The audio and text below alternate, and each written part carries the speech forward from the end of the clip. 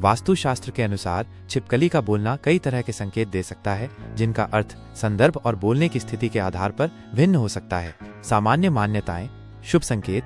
वास्तुशास्त्र में छिपकली को देवी लक्ष्मी का प्रतीक माना जाता है, इसलिए छिपकली का बोलना आमतौर पर शुभ माना जाता है।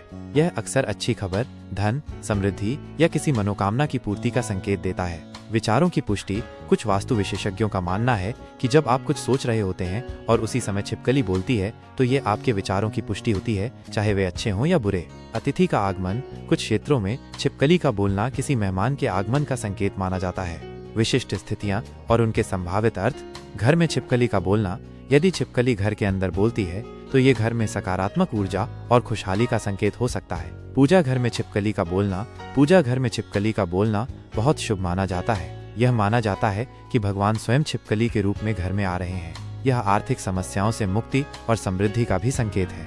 यात्रा के दौरान छिपकली का बोलना। यदि यात्रा शुरू करते समय आपको छिपकली की आवाज सुनाई देती है तो ये यात्रा के सफल होने का संकेत हो सकता है। खाना खाते समय छिपकली का बोलना। खाना खाते समय छिपकली का बोलना शुभ माना जाता है। यह माना जाता है कि इससे आपको शुभ फल की प्राप्ति होती है।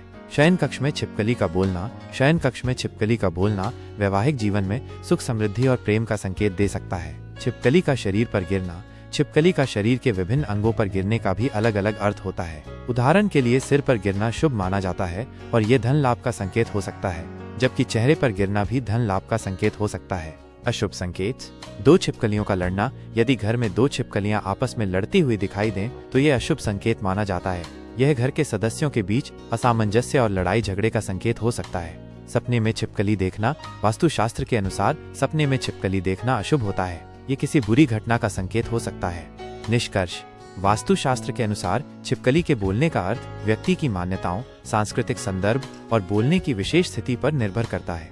जबकि कुछ लोग इसे शुभ या अशुभ संकेत मानते हैं, यह ध्यान रखना महत्वपूर्ण है कि ये केवल मान्यताएं हैं और इनका कोई वैज्ञानिक आधार नहीं है।